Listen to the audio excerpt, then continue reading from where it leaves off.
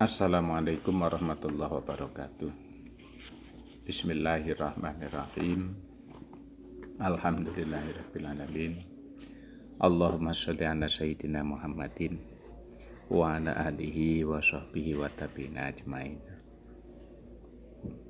Qala al-mu'allif rahimahullah wa nafa'ana Allah bihi wa bi udumihi wa bi karamatihi wa bi jahihi wa bi fadlihi fid dini wa dunya wal akhirah.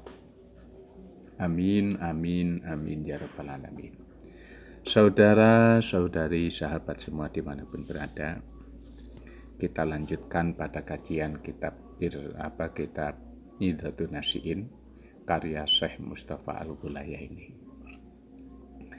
Kali ini kita berada di bab Al-Maslahatul Mursalah, kebaikan umum, kemaslahatan umum.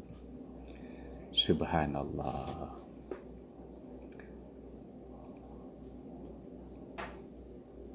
Dikisahkan. Nah, jadi dalam kitab ini disebutkan bahwa dikisahkan pada zaman dahulu kala saat Khalifah Hisham bin Abdul Malik ada orang gunung, orang pedalaman yang luar biasa. Perjalanan dari pedalaman ke istana itu butuh waktu beberapa hari. Dia tempuh.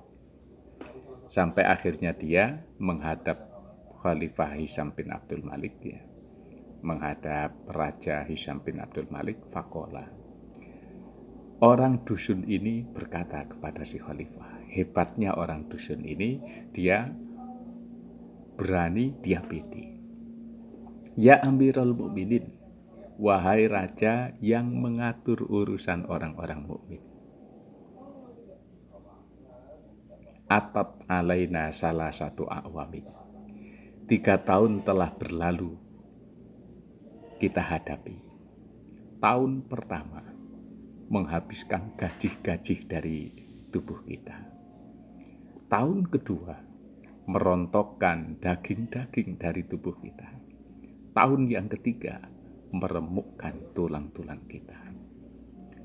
Artinya 3 tahun yang sangat luar biasa itu tahun pacaklik, tahun susah.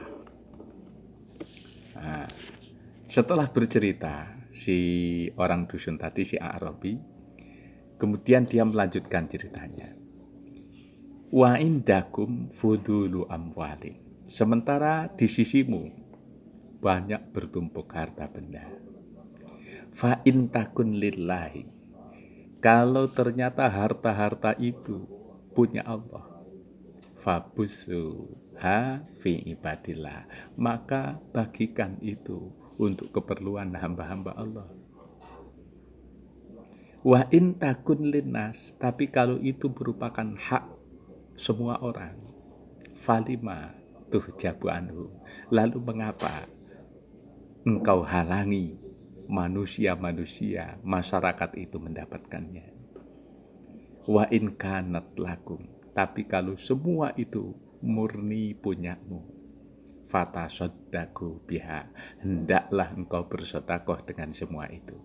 Innallaha yuhibbul mutasaddiqin, sesungguhnya Allah itu cinta pada orang-orang yang senang bersedekah. Qala, kemudian Raja Hisham bin Abdul Malik berkata, hal min hajatin ghairi hadihi ya Arabi. Wahai orang dusun, kamu sudah bercerita seperti itu, apakah kamu punya kepentingan lain selain itu? Ini pertanyaan Raja Hisham bin Abdul Malik kepada orang dusun tadi. Baik, sebelum ini saya lanjutkan, saya tanya pada saudara dan sahabat semua. Sekiranya saudara yang ditanya seperti ini oleh Raja, apakah kamu punya hajat lain, punya keperluan lain selain itu? Kira-kira jawaban saudara apa? Jawaban sahabat apa? Ternyata luar biasa orang dusun ini. Apa jawaban orang dusun? Wahai Tuan Raja, wahai Tuan Raja, aku tidak memukul kudaku berkali-kali untuk menerobos menerobos gelapnya malam. Nah, melewati hujan debu dan sampai pakaianku kumel seperti ini. Aku tidak melakukan hal itu. Nah, melakukan hal itu hanya untuk kepentingan pribadi, bukan. Tapi aku melakukan semua ini adalah demi kepentingan umat, demi kepentingan rakyat. Hebat, hebat. Nah, akhirnya setelah Raja Hisam bin Abdul Malik mendapatkan jawaban seperti itu, fa'amara lahu Hisam. Raja Hisam memerintahkan kepada Punggawa untuk menyediakan harta, menyediakan keperluan untuk seluruh masyarakat yang diceritakan oleh orang dusun tadi, juga keperluan untuk orang dusun bersama kaum.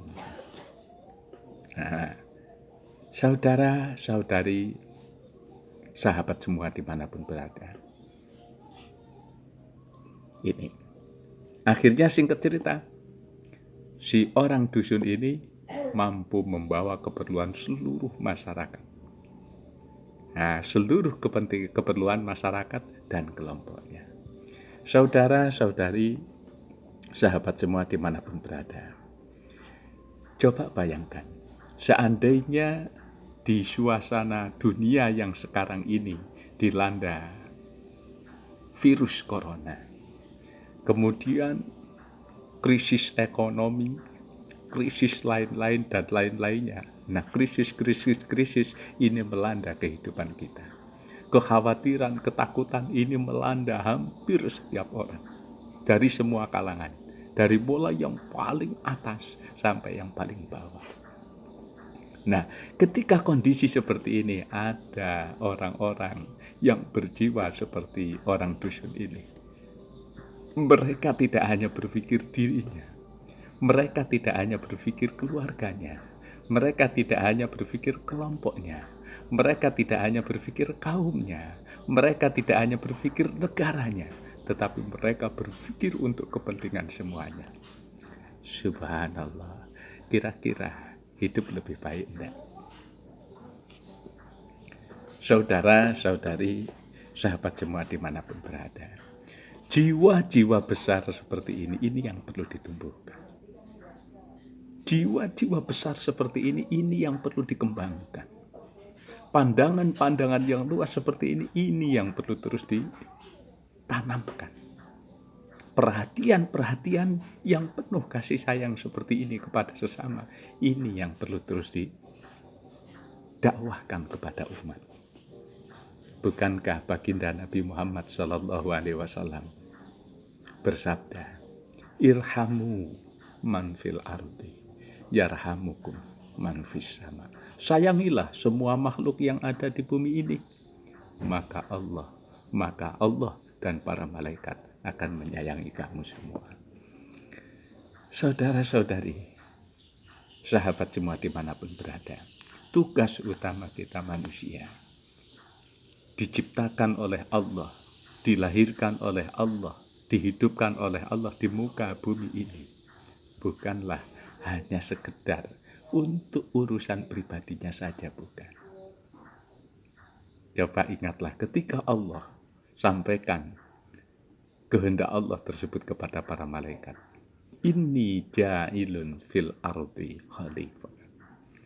Nah, ayo kita bangun kesadaran kita. Kita manusia oleh Allah dilahirkan, oleh Allah dihidupkan, oleh Allah ditempatkan di muka bumi ini bukan hanya untuk urusan pribadi, bukan, tetapi untuk urusan semua alam ini.